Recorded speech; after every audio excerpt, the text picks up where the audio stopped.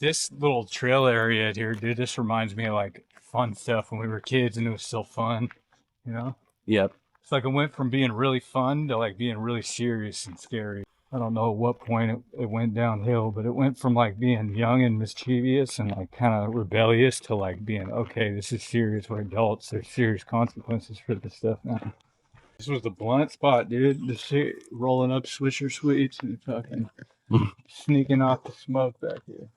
I look back on these times fondly, but yeah, it does thought add you a and bit of G. uneasiness being in the valley. I figure what we can do is we'll go find a spot down here and set up, hear a little bit about your life and what you've been going through, what you've been up to, and what your plans are for the future. But I think it's going to be a good time, man. Let's do it. Around every corner in this town lies another painful memory. When every piece of your humanity has been stripped from you, I wonder what remains. I never wanted it to be this way, but this is the way it is. Like me, Crippen was raised in a good home, in the shadow of an evergreen forest. A forest that held our secrets and concealed our crimes for years. Some may think they know Andy Crippen well, so as they go into this with their preconceived opinions, I would challenge you to check those at the door. You may not know him as well as you thought you did. Andy has been through hell and back, and while at times verbose, that doesn't take away from the fact that he was heavy in the streets, riding with literal killers. I've always known Andy to have a good heart, the type to give you the shirt off his back, but as an addict, we all dissolve into savagery in the end. Fuck. All right, my G.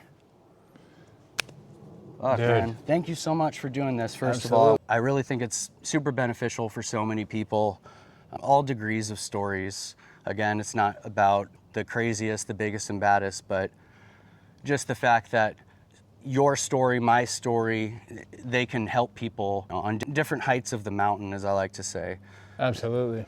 I know you've been through a lot. You kind of have a similar background to me. Coming up in a really good household, knowing right from wrong. Your parents are still together, yeah? Yeah, which is rare these days, which is sad. Things like that, one, it helps me relate to you and your story a lot. For sure. But two, is gonna help so many other people just based on your own life path. We all learn so many lessons, and if we keep them in and we don't share them with anyone, it really serves no one but yourself. And if there's even a chance that yours, anyone else that we talk to is gonna be beneficial to somebody, I feel like it's worth exploring and doing.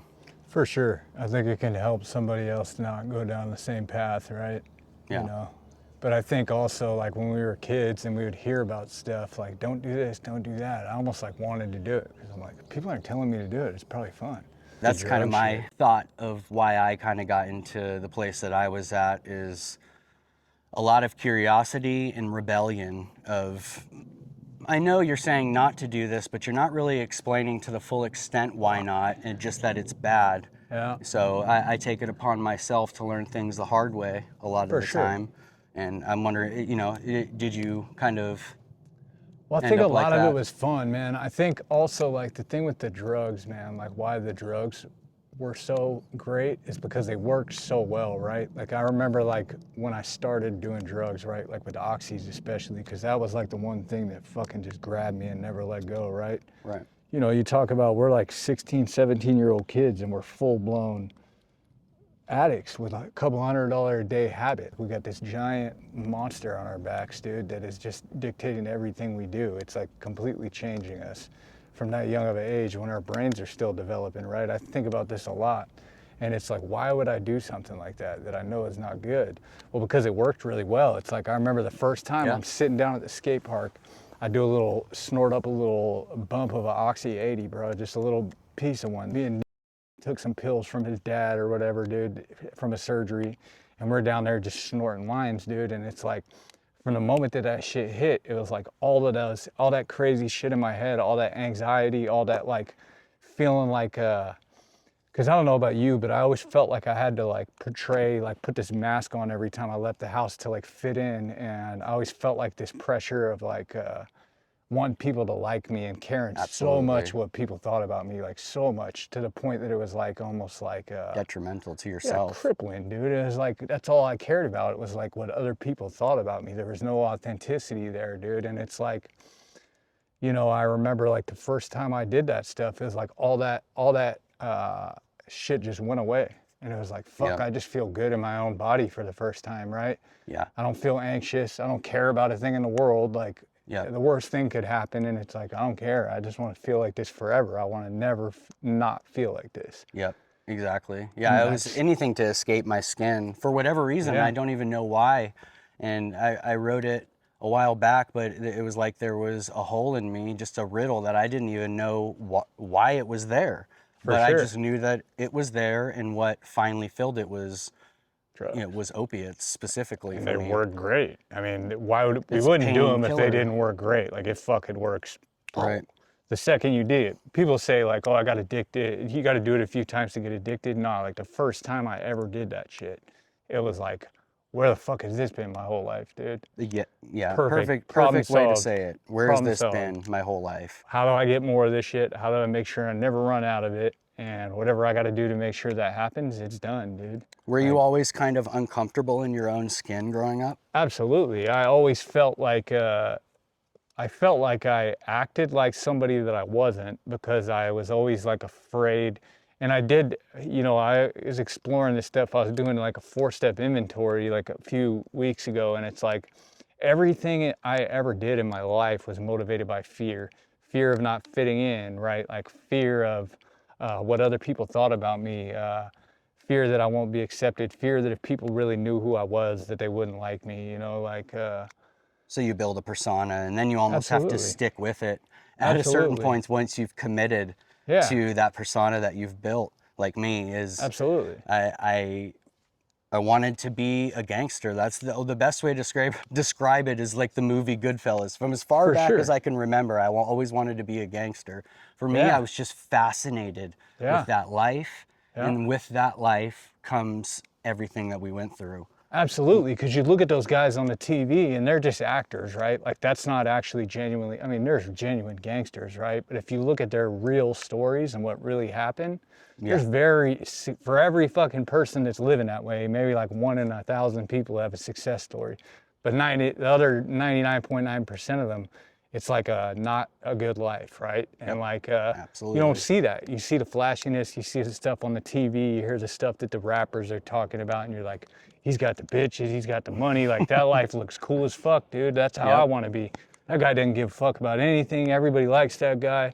He's so cool, he's so tough. I want to be like that. I'm gonna act like that. And it's like, you know, little did we know that that person that we're looking at and imitating, that's not even the way that they really are. They're also putting on an act. You know what I mean? Yeah. That's not even who they are. Exactly. You know? It's fractal once you get into it. Yeah. They're just building a brand, and that's marketing. They're building their own. Yeah. And if you look repertoire. at who those people really are, they're doing the exact same thing we were doing. A lot of the gangster rappers weren't even gangsters in that No, sense, fuck you no. know. So that's kind of the perfect segue into starting at your beginning and where you come from and what your early life was like and how you kind of branched off into the drug world and what that catapulted you into, and ultimately, you know, some of the more serious things that it ended with and, you know, still affect your life to this day. But For sure. we like to start each episode with a little gift. Absolutely. So I want to gift this bad boy to you right there. That's fresh, dude. I like that. Little I love that. bit for the day. That's cold, bro. I like that design. Sweet Leaf & Co. Thank you, I'm gonna brother. rock it right now. Right, just sticker and all like we used to when we were. Absolutely. So- You gotta keep the sticker on it, dude, so they know that you're fresh, dude. That's right. Keep the price tag on it. Even if you bought it for less, you peel off the sale sign and you keep the original price. 'Cause you gotta look like you're balling, dude, you know? That's that era too, though, that we were just speaking on. Yeah. That's that era. It's all a front, though. It's all a facade. Like, for me, I know for me, I can't speak for somebody else, but for me, it's like none of that shit was who I really was. Right. And why I felt like I needed to act like somebody else every time I stepped out the door is like, dude, I was afraid to actually be who I was because I thought nobody would like me and I'd be by myself. Yep. Like if people really knew what I was thinking or they knew how I wanted to act or like, you know, we all just want to be close to people and be loved and be accepted for who we are. That's a great way to put it. We all just want to be close to people and feel like we have a tribe. You know, I think as societies progress further, we've been separated into these solo lives, especially in America, where they're like, you're 18, you move out of the house and you get a job, and where in other countries they stick with the family. There's a family unit. You know, they can ball out of control because, oh, how do you have a mansion? Oh, I share it with my 3 other brothers and their wives, and we all take care of each other's kids, and we share cars, and you know, that sense of family and tribalism has been lost. And I think we search for that so deeply, and that's why I have found a lot of kinship with people who were in the military. One of my good buddies in South Carolina and his wife are Marines, and I just felt such a close kinship with them because, you know, that life is a similar, you know, lifestyle in a sense of just the chaos that's, you know, some of those people have to go through, and the brotherhood, and once that's taken away from you, how you feel. And it's a similar trauma, dude. I think the trauma is similar, dude. Like the trauma that I experienced and the things like towards the end, dude, like it's pretty scary stuff that happened. It was warlike, you know, like people getting shot, killed, you know, like seeing the stuff that people do when they're on drugs, like doing that stuff ourselves. You said it in one of your videos before. It's like a little piece of your soul dies, you know? It's like, and then what do you have, you know? And then anytime the drugs are gone, it's like all those emotions and all that stuff that you haven't been dealing with, it hits you like a ton of bricks, and it's like, whoa. For me, it took getting off Suboxone. I was on Suboxone for so long, over a decade. After getting clean, and it gave me my life back. So I'm super grateful to Suboxone, and I never planned on ever getting off of it. But once we moved, I was faced with another chapter in my life, another decision. Do I want to see if I can live life without it? Okay, I'm able to get off Suboxone, but what came after that, I wasn't really ready for. And learning how to manage feelings, because I didn't even know how dull just taking Suboxone, even though I'm not feeling an effect. Completely. You know what I mean? I'm not feeling high or anything. I'm taking it responsibly. It completely dulls your senses. I wasn't excited about anything. I wasn't sad either. It's not like I was depressed, but I was just nothing. I think Suboxone saved my life, bro, because I thank God I never got into fentanyl. I think I'd be dead if I got into fentanyl. Same. That shit is scary, dude. People are dropping dead off of that shit the first time they do it. I've done it one time and I OD'd and I never did it again. To go back to like childhood stuff, dude, it's like, I knew that it was an issue, dude, even like when we were young, right? Like I knew it was a problem, dude. I tried the geographical change. I tried to move across the country, dude, you know? Go live with my grandmother in Michigan. Oh, it's I remember you doing that. And I just you know, because I knew it was like, I knew that if I would have stayed in the valley, that my life was going to go a direction I didn't want it to go. Right. And it's like, even out there, you know, for a while I was good, right? I finished high school, like did all the stuff I was supposed to do that I couldn't do here. But then it's like, if you don't change yourself, it's like everywhere you go, there you are. Exactly. So I just attracted the same kind of people and worse people. And, you know, before I know it, I'm running around with people out there that were a lot worse than the people that I was with. They were scary. Fall right back into it. Yeah, those guys were like real gangsters, dude. So what was your early life like? What's your family like? How were you raised? My family's cool as shit. Like my mom was an attorney forever. When we got to be like in about junior high age, she went back to teaching because she was a teacher before being an attorney. And my dad, aerospace engineer, like he commuted from Maple Valley to Montlake Terrace and back every single day. Wow. For, you know, 20, 30 years. They're retired now, but it's like... So hard-working people. Yeah, fucking set a great example, but they were not there because they were working, you know? And like, I definitely didn't have no bitch-ass family. Like they were, my dad always set a good example. Like, I don't think anybody's parents are perfect, right? Because they had their own lives, and like the era that they grew up in was like, men were more like, they were at war and shit. Like my dad's a veteran, dude. He was at war. You know, his dad before him, veteran, war. We were the first generation that wasn't like immediately like forced to go to war. And I think that he did the best that he could, right? Like I think he didn't, I don't think my parents knew what to do. They weren't equipped to deal with somebody that had the issues that I had. And you know, it's like, they had never, there's no addiction in my family, right? It's not like my Right. dad or mom was an addict. It's not like they were ever like, they're both law-abiding people. Like, they don't break the law. Well, yeah, I My mean, dad's never an even had a attorney. ticket. Yeah. Right. He's never even had a ticket. Well, that's like You me. know? My parents, police officers, both parents, Absolutely. police officers. You know, that's why I Absolutely. feel like we do have a lot of similarities in that sense. And I was left alone a lot. So, and this isn't a judgment on our parents or on No. anyone who leaves their kid alone. I don't know what the solution is, and that's kind of what I want to convey with some of these stories. Is I don't know what the solution is. I'm not here to tell you this is the way to do it. I'm just Yeah. telling you this is the way I've made it out. This is how I've been successful. Yeah. This is how you've made it out, other Yeah. people. I also want to tell stories of the people who didn't make it out. Absolutely. I want to tell that they were good people.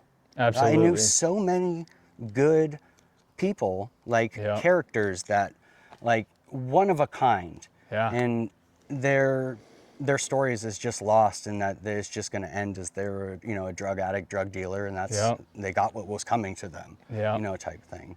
Because of the stigma that's associated with it, and like how society views it, right, is like a moral issue instead of like, but I mean, being somebody that actually dealt with that, it's like, it was never like a moral choice, dude. It was like I have to have this, and I don't care what I have to do to get it. Right. I'm gonna do whatever I gotta do. If I gotta go stick a store up, dude, like if I gotta go Oh yeah. fucking, Put a gun in someone's face, it doesn't matter. run it. Yeah. Yeah, and that's so far detached from like what my who I am as a person and like my core beliefs, dude. When you remove the substance, it's like I would never even think to do anything like that. But when you're under that spell of like you need that substance, right? Like it's not a choice anymore, dude. There has to be like some type of, as I got older, the only thing that would stop me from doing drugs is like if they put handcuffs on me and threw me in a jail cell. Literally, you send me to treatment, I'm gonna leave treatment. I used to go to the other side of the state to my folks' property in Chelan and try to dry out there. I'd find drugs out there. It's like everywhere you go, there you are. There's drugs everywhere. Yep. And it's almost like we communicate with each other, like addicts see other addicts, and you're like, I bet I can get Oh drugs from yeah, that guy. I can spot. Find It it. doesn't even have to be an addict. I can spot a criminal just by the sure. look in their eyes. You get good. You get good at reading people. You're Absolutely. around a lot of shifty characters. Real recognizes real to a certain extent. You just can see it. So is that you being kind of left to your own devices? You had a good upbringing, but what was the catalyst for you to actually make the jump off the porch, as they would say? I think to get even remotely into that kind of life. Well, it doesn't happen immediately. It's like you progress slowly, but it always gets worse and worse. It never gets better. You have all these reservations of like, well, I'll do this, but I'll never do this. I'll do this, but I'll never do this. Exactly. I'll never be like that guy, right? But I'm gonna do this. I'll never stick a needle in my arm. Yeah, all these rationalizations that we come up with, it's like you care, and I think to go back to my parents, dude, I learned how to manipulate them and pit them against each other so they'd be fighting with each other and not watching what I was doing. Not focused on you. Yeah. Like I think I learned how to maneuver pretty well. I don't think I was ever like genuinely a tough guy, dude. I think I did some things that are like, when I look back, I'm like, it's pretty fucking ballsy, dude. But yeah. I was never tough, dude. Like I was never a tough guy, dude. It's like it was an act, right? It was a persona. But I did some pretty crazy violent shit in my life, dude, that I would have never thought I would do that as a kid. Well, you got to upkeep the persona, especially once you get around people who do live that life. Absolutely. I remember being out with Shelby, and he was an OG to me. He would always try to guide me and be like, what you doing here? Why you doing this? But I also, to a certain extent, he knew I was committed, so I had to rise to the occasion. I had to, Absolutely. when you're around heavy hitters like that, you're Absolutely. automatically gonna cross some lines just to, again, fit in and to not be looked at as some bitch, because you're almost in too deep at that point. Yep. You're in a little, it's not a gang, you can leave at any time. Like that's another thing. He got into gangbanging. I don't know anything about that life, but so we can leave at any time. It's all a choice. It's a choice to go there, it's a choice to leave. But to an extent, your addiction is keeping you there, and your persona that you've built up traps you in that to some extent. Yeah, and I remember like always I wanted to run with guys that were Right. really The worst like of the that. worst. That That were was like what that. I was like, yeah. Yeah, even whether or not I was really like that, I think through the influence of being around them, I became more and more like that, you know. Like, again, a glorification.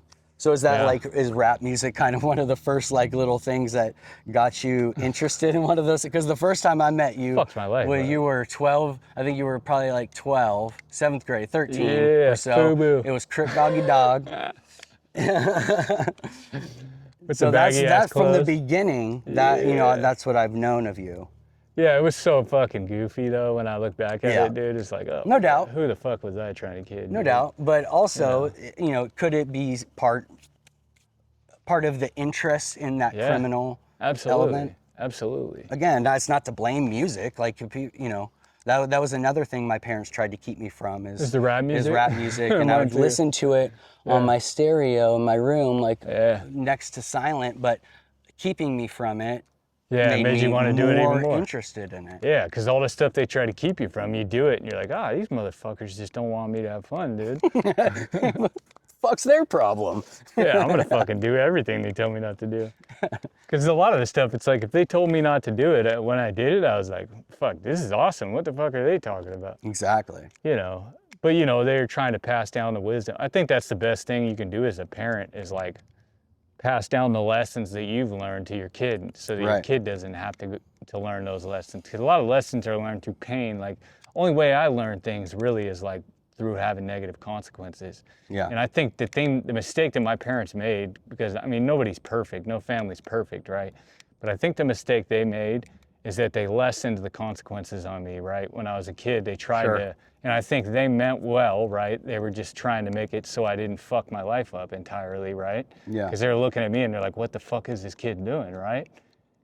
We don't want him to ruin his whole life, so we're gonna get him out of trouble. Like, my mom paid for lawyers, bro. Like, how many times have I been in jail and she bailed me out? Like, dude, I was trying to count how many times I've been arrested and bailed out by my mom. It's like, because I know I could call her up and sucker her into coming down and throwing money at a lawyer, throwing money to get me out of jail. But what that did, I think, has kept me in that place for longer. Because the first time my mom was like, fuck, you did it, dude, you better sit your ass down and deal with the consequences, dude. Then it's like, okay. It became real. Then you learn the lesson, dude. You're like, I better not do this shit anymore. Yep. If you think you can do whatever you want and there's no consequences, then you're gonna do whatever the fuck you want. Yeah. That's for me. For everybody else, I don't know. But for me, it's like the worst thing you could do as a parent is prevent your kid from dealing with the consequences of their behavior. Absolutely. When you do something stupid, you fuck around and find out, dude. Yeah, you make adult decisions, you're gonna pay adult consequences. You have to. And when you give your kids a soft place to land, or you prevent your kids from dealing with the consequences of their poor choices, you're doing them a huge disservice, really. Yep. Like, you're stunting their growth.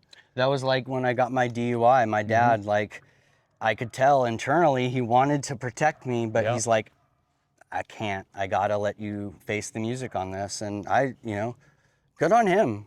It's probably why you got your act together a lot younger than I did, you know? Because if there's nobody to come and save you, then you got to save yourself, dude. Yeah, my parents were good in that sense. They didn't enable me much. They gave me a place to come home to when I was ready to change. That's what they were always there for. That's all you can do with an addict, right? Yeah. You know, you offer solutions when they're ready for it, but until haven. They're ready for it, you can't tell them shit. Right. You They know? never let me come home just to flop, basically. They never let me do that. Yeah, it's doing you a huge favor, really. Yeah. Well, it separated me. Yeah. Like, I never saw them for a long time because I would be in the streets of Seattle. Yeah. And it's like I would think I would see my dad by getting arrested by him before I actually went home to visit. I felt like those odds were greater at that point. Yep.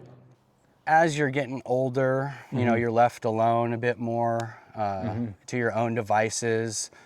What were some of kind of the first things that you were getting into? And most, the standard usually is smoking and drinking. Is that kind of the same thing for you? Some of the first things? I think it was just sneaking around, being mischievous, right? Like, not having a lot of adult supervision. Not that was my parents' fault. I think they were, again, just busy working. You know, I think right around the time when, like, my balls dropped or whatever, dude, like, fucking, I was just, like, all about chasing women. Oh, I want that girl, that girl, that girl, that girl. And, I'm, like, hit a little growth spurt, dude, like, playing sports, you know, like I started to figure out that like they were accessible to me, right? That I was getting attention from the opposite sex, right? So it's like I wanted to pursue them. And I mean, that kind of goes back to building that persona. Is a lot of girls, the bad boy is the thing that they want. Again, just like parents, it's like the thing you're supposed to stay away from. A lot of girls end up running to.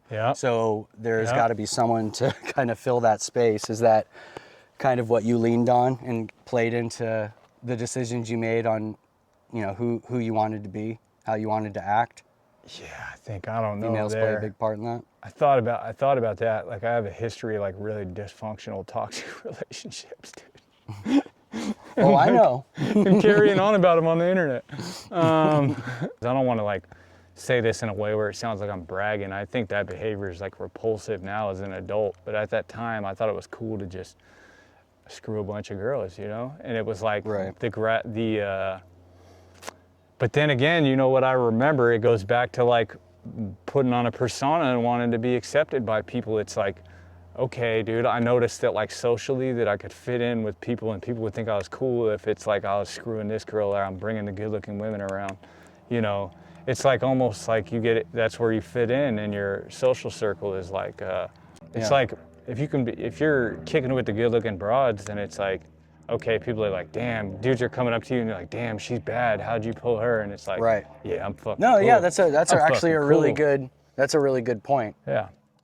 It kind of, it's really at that age you're building who you are and being seen as a guy who can, you know, pull really attractive women automatically elevates you to a higher status. Yeah. You know, and it's a little bit narcissistic too, but you know. Yeah. It's like, I'd go after women because my friends said that they look good. They're like, oh, she's bad. She likes you, dude. And she's hella fine. You should smack, dude, blah, blah, blah. And I'd be like, yeah, I'm going to do that. Yeah. And I'd just do it because one of my friends said she was hot. Yeah. Which is like fucking pretty psychopathic, dude. But think about it. It's like, that's not, but you know, context helps people understand, like, you know, true honesty and context help people understand who you are and why you've, you know, why you end up the way you end up and, you know, where you are now. All those things play into it. But so like those you unhealthy said, some of those relationships. Unhealthy relationships. So unhealthy. Really, and that maybe that early addiction almost to it of just wanting to conquer as many women and, you know, get out as many is kind of part of it. And just being whatever I needed to be to patterns seduce of them. lying too. But I was so like full of shit. More facade, And it's the opposite of a sustainable, healthy relationship, which is ultimately like what you really want. And that's why it's so fake. Like everybody really deep at their core, I think, like what you actually want is to have like a solid relationship with a woman that you can trust, that is not going to make you look bad or say bad things about you, you know, like, and the kind of way I was acting is so opposite of conducive to that. So I'm pursuing these relationships that are totally in opposite direction. Because believe it or not, if like everything you said was a lie to a woman to get laid, eventually people are like, okay, this person's full of shit. I don't want to be around this person. So, and then that ends up in a situation that's like volatile, where like there's someone that's really upset with you. I have a pattern of like making women very upset with me. All these women that were like on the surface that they looked good, but it's like there was no like soul connection, man. There was no like, it was just empty surface level connections, and they weren't sustainable because everything I said to get them was a lie, you know? Yeah. Well, it's almost a repeating of a pattern that you started super young. Yeah. So it's really hard to break patterns and to break out of the way you're used to operating. Yeah. You know, to go from being with a lot of women and then to, you know, a full committed relationship, and then what's down the line from that, marriage, kids, and all that, it becomes, that's something else entirely. And you know, most people will tell you they do not have it perfect. I'm learning every day. It's a struggle. It takes sacrifice and it takes hard work and like extreme vulnerability and willing to let go of your pride, let go of your ego, and just meet in the middle and understand that this is for a greater good. If both of you want it, this is, you know, we can get through anything. But usually it's ego and people who are stuck in their ways, and if something, if one of those boxes comes unchecked, it's really hard for a lot of people. For sure, and I think also like, you know, which understandably. You don't, when you're acting like that, it doesn't set you up for success. Like when I look at like what I really want to be, like what my actual goals are, dude, or how I actually want to relate to women, dude, it's not by just lying to them to get in their pants. It's like I want to build long-term genuine connections with people, dude, and those are not sustained by being a dirtbag, it turns out, you know, and like I would trade every one of those experiences with a bunch of different people to have a solid person Chunks that is consistent. Right. For sure. Even from a young age. Yeah, I feel like it's super helpful. Like even like when you're a teenager, for parents to allow their kids to have boyfriends and girlfriends, because it truly does expose them to what stability looks like, what ups and downs look like, working through different situations. You know, all of those things. It's called dating for a reason, and you know, people used to get married super young way back in the day. Like, I think we've lost that. A lot of parents are so scared of their kids growing up, but that is literally part of growing up. For sure. You know, finding common ground and like working through something with the person. People are always like, oh, well, this person's showing me attention, this person's showing me attention. I got these girls in my inbox. You know, and it's like with relationships for me, my whole life, it's like I never even spent a week of my life like single. I always had like some other girl lined up and then this girl lined up. And that's so fucking just gross, first of all. You know, the things that you did when you were a kid versus like the things that you want when you're almost 40 years old are totally different. Volatility in relationships caused a lot of issues for me. And a lot of pain. When was the time that criminal elements started coming into your life? I mean, that doesn't have to, you know, like smoking or things like that. I don't consider it criminal, but it is a branch off into some of that kind of life that we live. So like what were kind of the first things that you were getting into in the drug world? The bad boy image, right? Act like those images that were portrayed on the television, right? Well, that guy's always talking about selling dope, so I'm gonna sell dope, you know? And then like being around a certain girl or whatever when we were young and their parents being involved in the drug game, that's how I got involved in it, right? It was around that broad that lived right up the hill from here, you know? Her mom having a bunch of prescription pills that you could sell for lots of money, right? I think her concern was always like getting robbed or like having people know that she had a bunch of drugs. Right. So, you know, she trusted me, and then I kind of did her greasy, bro. Like I didn't follow my end of the agreement. I bopped her, like when I bopped her and took off with like $4,000 or $5,000. But yeah, that's what introduced me to selling drugs, having access to something that I can get at a low price. I can get it fronted to me, and I know I can turn around and sell it for double. And this is through friends' parents. Yeah. We were kids then. It's more like... Yeah, this is 16, 17, 18, like... She knew what she was doing, and it was wrong for her to be giving drugs. Think about that. She's giving like a fucking heroin in a pill to a 16, 17-year-old kid. These are hanging out with her own back kid. then. Yeah, even these 80s. Are what 80s, everyone 30s. Is buying as fentanyl now, or thinking it's Percocet sometimes. The real thing. 30s, But that experience, that was like the first time I was ever really like addicted and dependent on a substance. Really? And I remember. Did you ever mess with coke at all before that? For sure.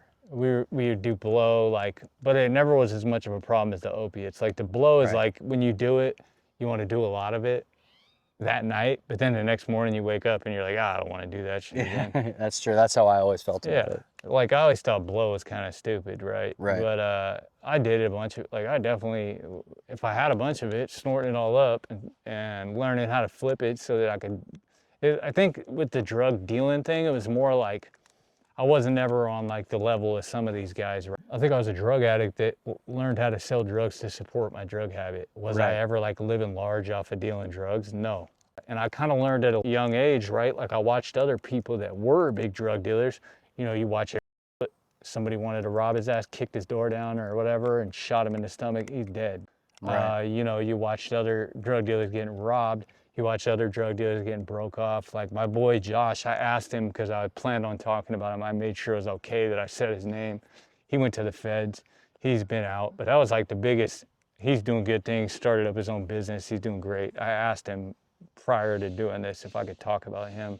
And he said it was okay. Otherwise, I wouldn't drop his name. We could edit it out. But, you know, that dude, Josh, like that was my introduction to like a real drug dealer. Like I had seen people doing it on a small level, but this dude's reeing up with $200,000 in cash, buying from the cartels.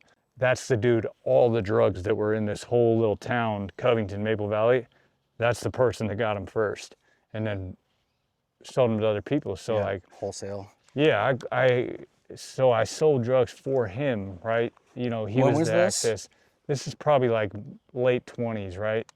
Because I went and got clean a bunch of times. My folks sent me to treatment a bunch of times, and then anytime I'd be on a relapse, it's like, okay, I'm gonna sell drugs so I can do drugs. Yeah. But I go spend a few $1,000s with him, and get enough to where I can stay high and sell enough that I can be as high as I want, 24/7. Then I started to get into other things. You know, I watched the feds raid him. Like he was indicted by the feds, bro. Like they did this big sweep in South King County where they arrested like 40-something people. I had just left the spot and DOC ended up coming to get another guy there, but they brought the feds in. They brought like, it was like a different law enforcement agency operation. sting, and it was all over the news. And this was like some high profile shit, but this dude rolled around with a bunch of guns and a bunch of drugs everywhere, heroin, meth. And that's when I got into meth. Oh, I didn't even know that. Oh, I was bad into meth. I didn't know that. I stopped doing opiate. I got on Suboxone like 12, 13 years ago. I've never done fentanyl. I did it one time. I only did fentanyl, the legitimate fentanyl back in the day. The patches, we'd cut them open, we'd take the gel out. This shit's scary now, this carb fentanyl shit. Yeah, but I fentanyl, sold it. Yeah, I'm so glad I missed that. I had this little battery-powered Ninja blender, right? And I would smack my heroin. Like the heroin I was using, that I was smoking, I would put to the side a little piece for personal use. And then some meth that was for personal use. And then the stuff that I was selling. You were bad off. Oh yeah, stuff I was selling, I had this Ninja blender and I would smack it down with fentanyl. This is when fentanyl first came around. So I'd take my black tar heroin, put fentanyl in this little Ninja blender, blend it up, and then that'd be what I was selling to people. And people started ODing off. One of my good friends, actually, I went and sold him just a couple points of the shit. He smoked it, fell flat on his face, and we had to call the ambulance for him. So this fentanyl shit, when it came around, I knew it was dangerous and I never got into it, but I handled it. I sold it to other people. I mean, I sold dope to people that fucking OD'd and almost died right in front of me, you know? We kind of lost connection before I got super hard into heroin. Yeah. So I was still, you know, heavy into oxys and perks and things like that. Were you just kind of dealing those off and on, and then kind of branched off into that harder lifestyle? Yeah, I think just because, you know, what was available to us, it was all about what drugs are available and what's the demand, what's the supply. And you tried rehab multiple times I've been during treated that 13 times. during that period. Yeah. Stuff. Because when you're doing it, you know it's not right. Like while you're doing it, you know you're watching everything you care about, like you actually care about, the stuff that you really want in your life, crumble, and all you got left is this drug. And the people that are in that world, like, you know at the time that it's like, this is not how I want my life to go. It's not sustainable. No, and you're watching everyone around you, bad things are happening to them, bad things. And you're starting to, you know, and then I veered into like being a criminal, right? And I think I was somewhat clever as a criminal until I started doing too much drugs, right? Like, the drugs and the criminal shit went hand in hand. When I started doing meth, it's like, I remember I always used to look at people that did meth and I'd be like, that's fucking loser shit. I'm never doing that shit. Yeah. So I'd sell it, but I wouldn't use it, right? And I start hanging out with this chick and I start using meth and like doing weird shit with her, right? Like, again, connected to a woman. To a woman. It's always around a woman, you know, like, because I'm trying to act as if, or I'm trying to do something to appease her, keep her around, right? Because all I really want to do is keep someone around. Do you think part of you is afraid to let chaos go in your life to some extent? I don't know, because I feel so comfortable in it that when there's not That's why I chaos asked. going on around, I mean, I might live felt, a yeah, chaotic life. yeah, I know, and I wonder that about myself too. Yeah. Is I had to make that hard choice of, I can continue, like we get better, like we improve incrementally, like you said, you get into it incrementally, and Yeah. we improve incrementally sometimes. Sometimes it's overnight. A lot of people will make the decision overnight. Yeah.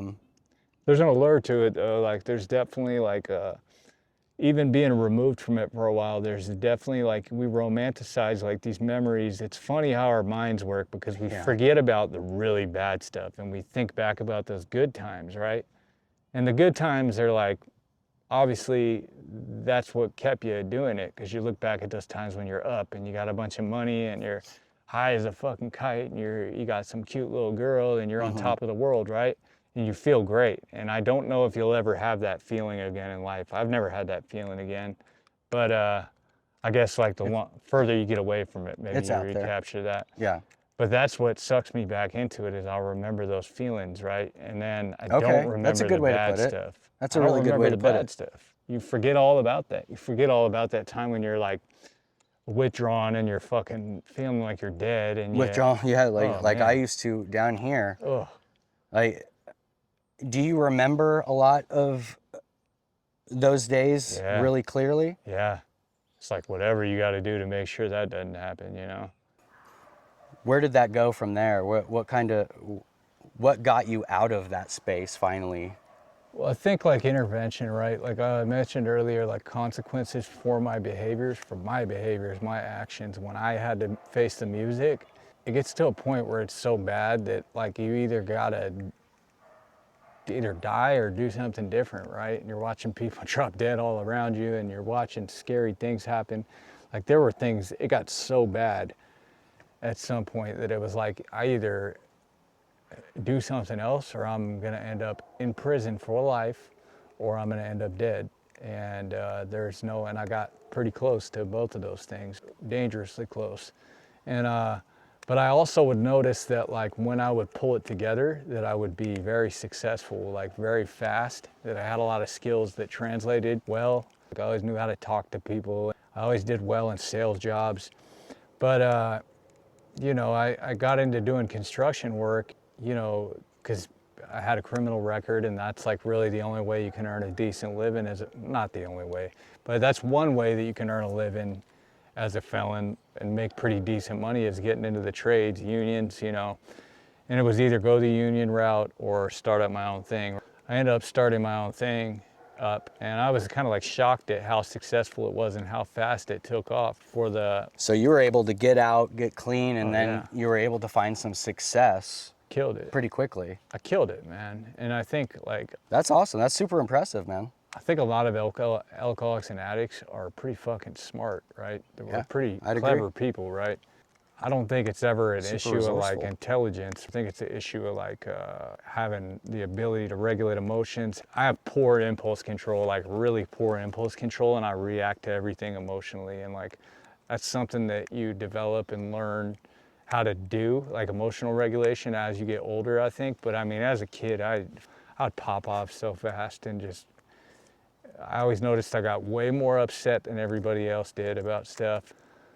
I got carried away, and I used drugs as like a coping mechanism. In business, like I went out and pumped flyers door to door. I Vista printed 1,000 flyers, pumped them door to door. Every fucking door in this town got a flyer from me. My phone starts blowing up and people are like, do you do this? Do you do this? Do you do this? And before I knew it, I was booked out a year.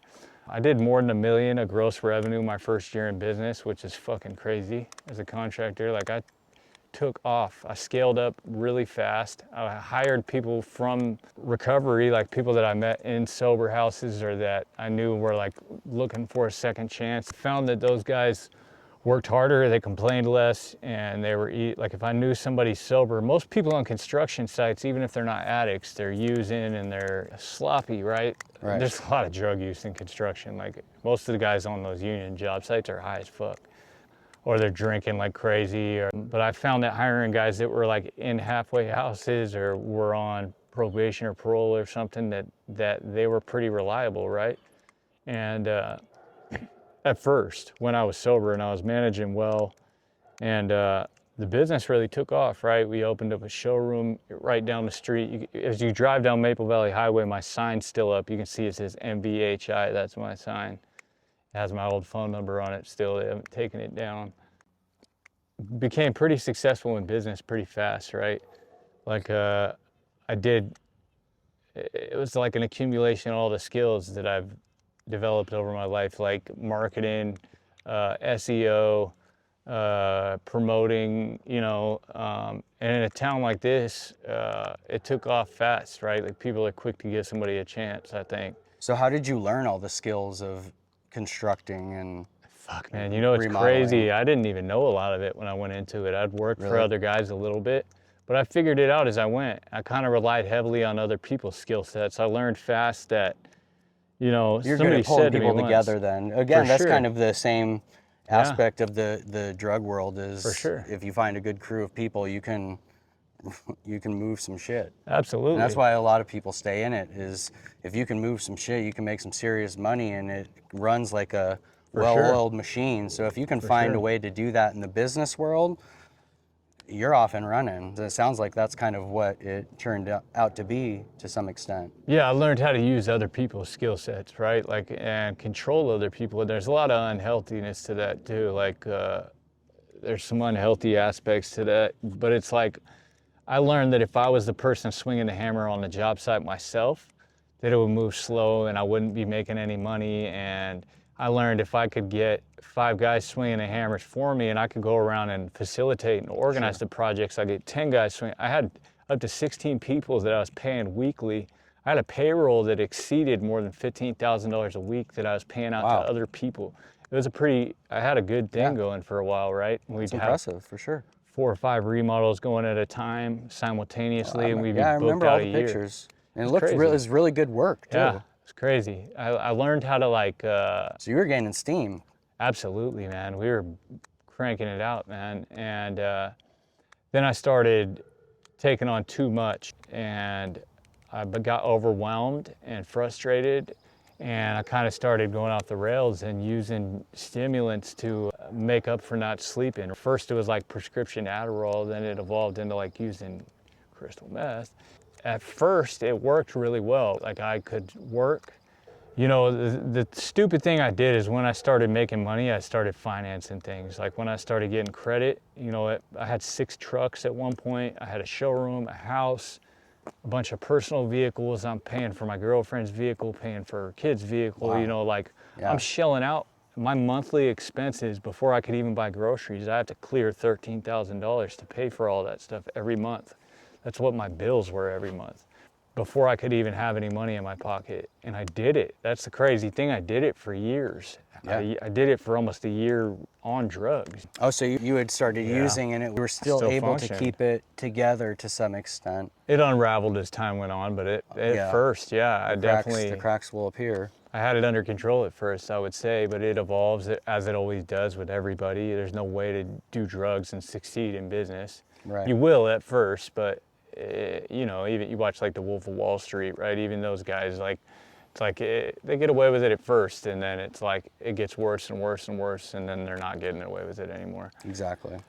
And then I start moonlighting in illegal shit. Like I had a hustle with title fraud, right? Where we're VIN swapping stolen cars. Like we're getting stolen vehicles. I look for a mechanic special vehicle on Craigslist or Facebook Marketplace. I know that the body style on the Dodge Charger is from 2013 to 2018. It's the same body style.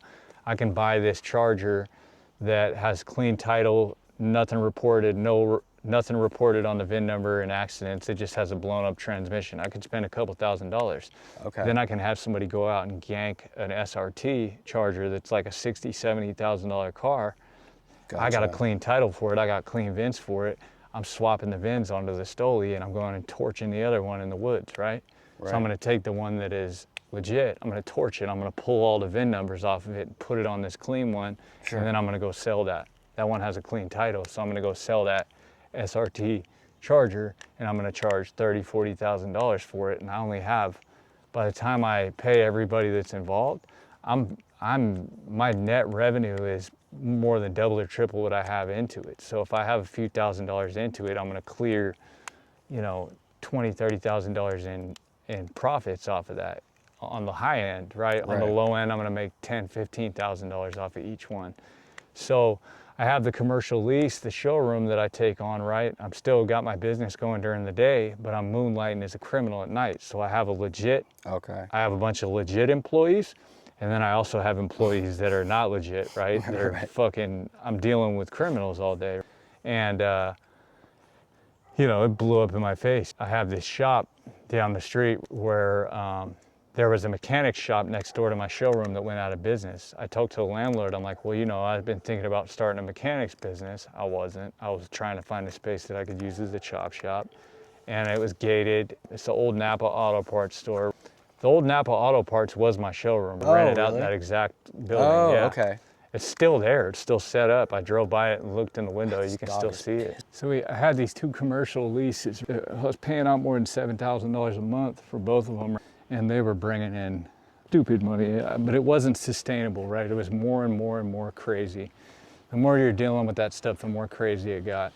Especially running both the legitimate and illegitimate. Yep, I got the illegal business going at night. I got the illegal employees, if you want to call them that, criminals, right? It got me involved with some people that were like really, I don't know if I would ever got involved with. Started getting dangerous, and I had to keep people around me that were dangerous. And I was feeding them so they were loyal to me, right? But I'm talking like straight shooters. Well, and I mean, you're powerful. quite literally employing felons. So I'm literally employing killers. And they had both gotten out of prison. They had served their time, and they were killers. One of them shot a cop when he was 17, shooter, Brandon Gerner. And then Cody Olson really, like, I literally went and bailed him out of jail to come and work for me, bro, because I knew he was a bad motherfucker.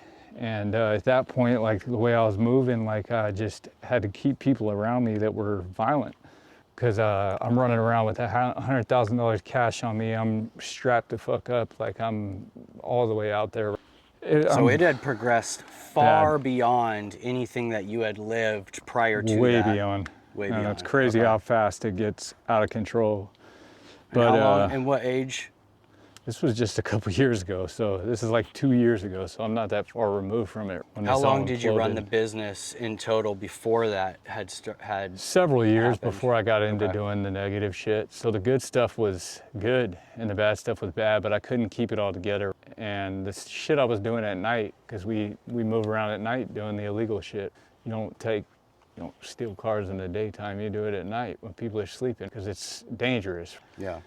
But man, the Auto KM100, when that dropped, I felt invincible, right? I could just walk up on any car, press a few buttons, have a key for it, unlock, jump in, and I'm gone. Fuck, gone in 60 seconds. Automatic. Any car I wanted, I could take nothing. It. Any car that's a push start car, fucking might as well have keys for it in my pocket. You know, purchase a couple devices that anybody can buy on Amazon. It's pretty crazy how easy it is to steal these new cars. Yeah, see, that's another thing I don't know anything about. I never got into the car game. We used to boost, stereos and shit back in the day. Breaking cars, yeah. Some subs or something, but that's about it. That's as far as we got. But man, I started just taking the whole fucking car. And then I started employing other people to do it, so I wasn't taking any risk, right? Right. And then I wasn't touching anything myself, so part of the reason why I never got in trouble, I never touched anything. I didn't drive these vehicles, like I never physically did anything myself. It was more of like just having a person play their role. And yeah, man, it was fucking crazy how well it was working and then it wasn't working. So my ex, the one that I fucking have gone in probably too far in depth of talking about that experience, so I don't really want to bash her at the end of the day, dude. I'm just upset. She's a rat piece of shit. But she thinks I'm screwing this girl or this girl, right? And I'm really, like, genuinely not. She wanted to know what I was doing so bad that she hired a third party to fucking spy on me. And then digital information was manipulated to make it look like I'm doing this, this, this, and this. And the person that she hires to spy on me starts calling the cops and telling them what I'm doing. And then she starts calling the cops and telling them what I'm doing, because he's showing her every time he's not here, he's with this girl, this girl, this girl. All of your information. All of it. Everything that you get, he gets, right? He had access to all my locations, everything. So he starts giving the cops a drop. All my camera, I mean, they had all of my phone records, everything, proof of me, just all these stolen vehicles. Like, it was bad, bro. I was using burner phones and I was somewhat sophisticated, but I was sloppy towards the end.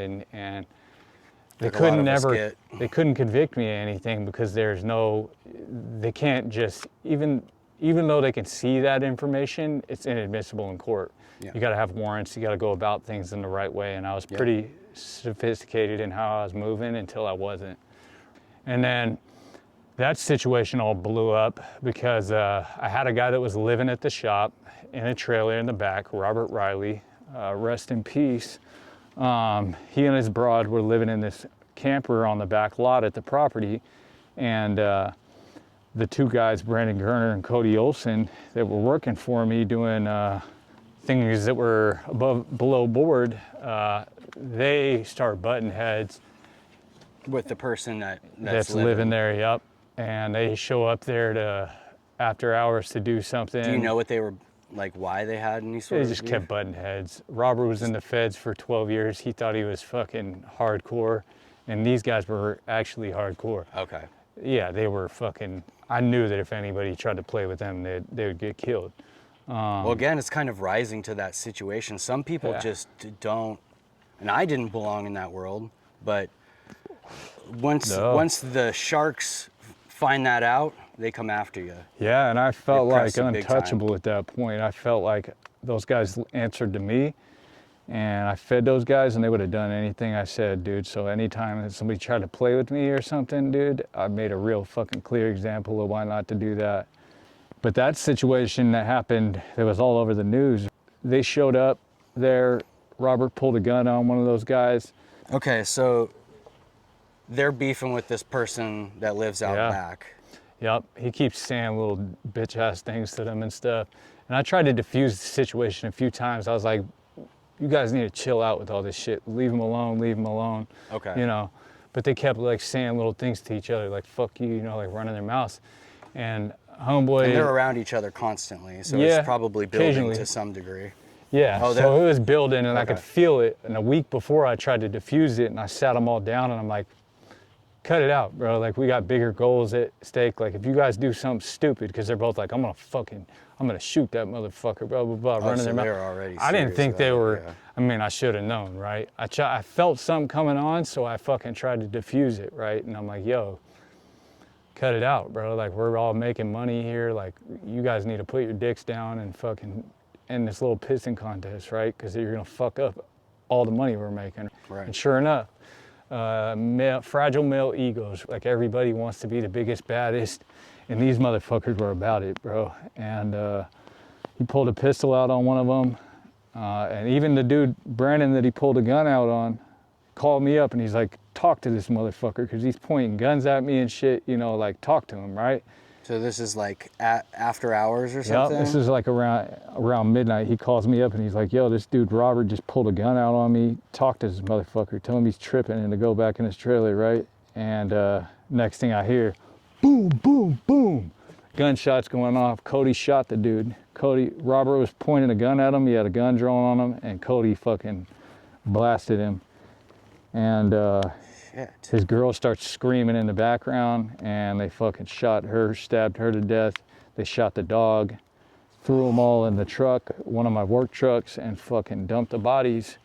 And this is right here at your shop in town? Right here at the shop in town. And it's crazy because of the location. The freeway is running over the top, so we go out back and shoot guns all the time, and the cops never come, because it's loud because of the freeway. I mean, Maple Valley still is very much a mountain town. Yeah, it's pretty so you can get away with shooting guns off, and fucking, they didn't hear it, nothing, right? Yeah, you know, so I knew what happened, but I didn't want to know what happened. I hear it, I'm on the phone, and I'm like, what the fuck was that? Yeah, I didn't even think, and he's like, Cody just shot Robert, blah, blah, blah, I gotta go. And I'm like, what the fuck? And then they call me up, and they're like, what do we do? What do we do? I'm like, you don't fucking call me. I don't want to know about it. Do what you got to do. Don't talk to me about it. And they end up getting them. So you're so deep at this point. Like, I want to keep this into perspective for people, okay? I want people to understand because one, you're in so deep, but also you are quite literally around killers. Every day. So most people's inclination is, why wouldn't you just then go to the police and turn them in? And why wouldn't you just do the right thing? And what would your answer to someone be to that? Me morally, I just don't think, you know, and maybe this is like warped and it should be different, but I felt bad for them because I felt like he shouldn't have pulled a gun out on them, right? I feel like if you pull a gun out on somebody. Okay, so the guy in the... Yeah, he pulled a gun out on him. He was the first. Initiator. I felt bad Okay. that the broad was collateral damage. I was conflicted about it. My ex ends up going and telling the police about what happened. Me, just morally, like, I just felt like I was close to all the people involved, so I didn't really know what to do. But I knew that having any kind of police attention would blow our shit up. And as soon as that happened, I shut everything down. I moved all anything that was illegal out of there, but I didn't want to do anything to draw attention to myself, and that's exactly what it did. Who do you think the police thought killed those people, you know? Like they were looking at me as the killer. Yeah. They dumped the bodies in they used my truck to dump the bodies. It was my property. And thank God for digital evidence, because it showed that I wasn't there. Like, thank God somebody was spying on me, tracking my digital evidence, because it got me off the hook. Yeah. But they called and said that I killed those people. So the cops, everywhere I went for like about 6 months, there were 2 unmarked units trailing me everywhere. They kept interrogating me. If I was at work, they'd come and talk to my customers. They'd do all kinds of shit. So it slowed my money up all the way. I was booked out 6-7 months. A bunch of people canceled on me. They had all these news reports going on the TV. Well, you're still very much committed to that life. Absolutely. So that's also a big part of it that people have to understand is, you know, however you may feel about it, someone looking from the outside in is also you're committed in that life. Absolutely. To a certain degree. Absolutely, and I don't want to, and it's a long time coming too. They end up serving me subpoenas and chasing me all over the place because the cops kept trying to get me to cooperate, and I was running from them every time. I mean, they'd probably chase me 10, 20 times around this town, and I would get away, get away, get away. One time, someone that was not me was driving a vehicle, and I was the passenger of that vehicle, and cops tried to chase them, and they crashed. There was guns and fucking a bunch of bad shit in the vehicle. The vehicle was VIN swapped, and they arrested me about a half mile up the road from where the vehicle crashed and charged me with everything in the vehicle. I ended up beating it. I ended up beating the gun charges because they couldn't put me in possession of it. I wasn't the driver. I'm not responsible for anything in the vehicle. So what ended up happening with them that night? After all that, how did that everything come to a head with them? After they end up arresting those guys. They end up, for about 3-4 months, it was unsolved, and they didn't know who did it, and they were looking at me. It went on that long? Yeah, they were trying to act like I did it, but they were trying to build up a case on me, and they're following me everywhere. I go to jail, and they're like trying to push a case on me. So metadata, like phone records, they actually served warrants on Google records. They got a subpoena for all the metadata, and it proved that I wasn't there, and it proved who was there. And then they end up convicting Brandon Gerner. Brandon Gerner didn't even kill anybody. Cody Olson killed somebody. And then when they went to arrest Cody Olson, right? Cody Olson wasn't going back to jail, dude. So you saw that video. Did you watch that video of him shooting it at the cops? I was wondering how that came to a head. That was my truck that he was driving. They called me up like, you know where your truck's at? I went down to the impound lot to get it out. I looked at it from a distance. I saw it was all sprayed up with bullet holes, and there's blood spatter all over it. I was like, yeah, no, So I'm you good. heard that, or he knew that they were onto him, and so he went out shooting, and Brandon. He ended up dying? Cody's dead, yeah, the cops killed him. In that incident. He shot first, though. I mean, you saw the video. I was scared because that vehicle he was driving was registered to me, and I didn't see the body cam footage. So I'm thinking they thought I was driving that car, and they just gunned him down. They're trying to kill me, so I'm running from them. Anytime they're trying to talk to me, I'm ducking, I'm hiding all over the place. Like, I'm trying to get away from them. I'm thinking they're gonna kill me. They end up taking Brandon into custody, and then they try to force me to cooperate, and they're threatening to charge me with stuff if I don't cooperate. They subpoenaed me to go testify. When I wouldn't show up to court, they ended up arresting me and forcing me to go into court. Like, it was crazy. They killed Cody, who was the killer. They charged Brandon with the killings, convicted Brandon of the killings, 84 years. Brandon didn't kill anybody. Right. You know? So it's crazy, like, how the prosecutor works in those situations. And, like, everybody, he didn't get a fair trial because they controlled the narrative in the media. They're like, mother of 5 lives. She hadn't seen her kids for fucking 10 years or whatever, you know? I mean, that's not an excuse. It was sad that she got killed. Right? Was she also an addict and, like, yeah, complete... absolutely. She was totally lost in deep, and it's sad, you know? I don't think she would have ever been there if she wasn't, you know? Sad. She didn't deserve to die. Looking back on that, that part about how do you reconcile that with yourself? Is it just, you are living that life. If someone does pull a gun on you, I mean, there is that, it's self-defense. The part where they kind of, when askew is taking the bodies and dumping them, most people would call the police and say what's up. However, they didn't think the police would believe them, and we had all kinds of illegal shit going on there. Exactly. So they were trying to save me from getting in trouble too. I'm just trying to paint the picture of why people do the things that they do. They panicked. Right, you know what I mean? They didn't know what to do. They kept me separate from it, and they were trying to keep me safe while also keeping themselves safe. But it was crazy because it's like that whole situation blew everything up. And now I got the cops looking for me for all kinds of stuff. You know, it's like, I brought it on myself, really, by getting involved in those things. But I was I'm still very resentful towards my ex, right? Because it's like, why would you go and, you know, that's the thing, is that when it was benefiting her, she didn't have any problem with any of the legal shit that was going on. She didn't have any problem with driving new cars, having money to spend, you know, like the fruits of that labor she had no problem with. But it's like, when she thought I was screwing other people and I wasn't, you know, then she wants to just throw me under the bus. So I'm like, there's nothing, you know, people that are like, oh, she did the right thing coming forward. And it's like, no, she didn't. It wasn't because it was the right thing to do. It's because she was trying to fuck me with an iron dick, you know? Yeah. So, I don't know. People can have mixed opinions about that. That's up to their...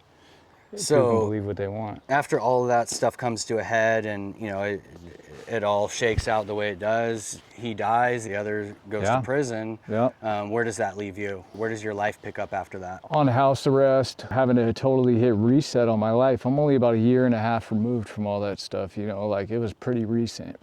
I think, you know, like, again, we talk about what makes people stop doing what they're doing. Consequences. Like, I can't think of any worse consequences than that. Like, the damage to my reputation that I did, right? Like, it's going to be hard to bounce back from that. It is hard to bounce back from that. I'm just showing up and doing what I can do day to day, not doing drugs, like, not being involved in illegal shit. For me, it's either all or nothing, right? It's like, either I'm living one way or I'm living in another way. Right. It starts with little things, like not doing anything dishonest. Like, I don't take anything that doesn't belong to me, you know? Like, I don't tell people things that are not true. I don't do things that I can't talk about, you know, like, if I'm living a secretive life, I'm either in all the way or I'm out all the way, and it's just not the way to live. Like, who wants that to be the direction that their life goes? You know, I think about how much work went into, like, building my life up to that point, and how amazing it was, and how I felt like I was on top of the world. I felt like I was the king, and the power and the money is, like, intoxicating. I don't know too many people, right, that came up out here that were involved in illegal shit that were touching millions of dollars, bro, like, literally millions of dollars. But I watched how fast it dried up almost overnight too, and being on the hook for it. Like, I'm almost 6 figures in debt right now. I owe massive tax debts. They came and repoed all my shit, you know, like, I lost everything within months, ended up in jail. Those consequences alone were, like, enough to that's just not the way I want to live my life. You know what I mean? That has a ripple effect outward too for a long ways. It'll take a little bit for you to get past that. Absolutely. Did you go to rehab to get clean after all that incident happened? Did you end up going back to rehab? Absolutely, court-ordered. Okay. Yeah. Did it help? Absolutely, it helped. It did help. Okay. But it's like, you're willing to listen when your life gets so bad that you don't have any other choice. I could have kept going down that path, but it's like, the gig was up. Like once they know what you're doing with scams and shit like that, and it's also like ethically, like when I'm on drugs, I don't give a fuck about ripping somebody off. But when I'm not, I don't want to do anything to harm any other person. Like I think it's dirtbag shit to be taking things that don't belong to you. It's just like, you know, I justified it because I'm like, oh, well, it's not hurting people. The insurance companies are the ones that get hit. Fuck the insurance companies. But really, the cost of that gets handed down to the consumer. I just don't want to live any lifestyle that harms other people. Like, it's just not the way to be, you know? Ethically, like when I'm not impaired, it just doesn't align with my beliefs. I don't believe in taking things that don't belong to me. I don't believe in taking other people's things. Like, people work hard for what they got. And that's their livelihood. You're damaging their livelihood when you take their things. And who wants to do that? So, and that's why you don't use anything today. You don't use any substances. Like for me, I can smoke and, you know, I'll sip a beer here and there. But for you, it's like you said, it's kind of all or nothing.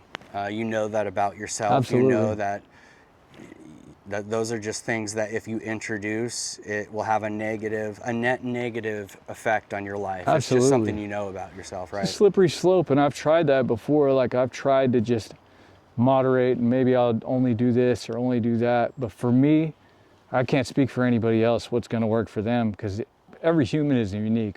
But like for me, I know myself enough to know that I just don't have any moderation. Yeah. Whatever I do, I'm going to do all the way. But I can take that same drive and apply it towards something good and have success.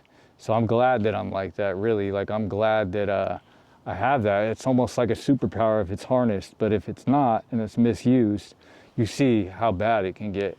So that's what you're kind of doing now, though, right? Absolutely. You're rebuilding and trying to. Are you doing the same? I saw the work truck, so Absolutely. You're still doing the same kind of line of work. Still doing trying remodels. to rebuild what you had before. Absolutely. I just want to do it differently now. Like, I don't want to have any kind of, the moment that I look at where it went wrong is like when I veered into doing the drugs and the illegal shit. Anything illegal is just, it's bad karma. And like when you're putting bad karma out there, karma is the coldest motherfucker in the universe. And it's like the one universal law is like, if you are doing good in your life, good things will happen. If you're doing the right thing, it's reciprocated by the universe. Not to get too out there with my beliefs, but it's like, if you're doing evil, you can expect the universe to pay you back with evil. If you're taking things that don't belong to you, if you're harming other people, you can expect the universe to harm you. Yep, because misery loves company also. Absolutely. And so even if it's on a smaller level of what someone would consider evil, you know, everyone has their different definitions of that, but even if it's just a negative act, negativity likes to cluster together. So like you said, it's a slippery slope. Absolutely. I find that like anytime I feel guilty or bad about that stuff, I try to just get outside myself and like help somebody else. That's why I like things like AA that's and good, stuff.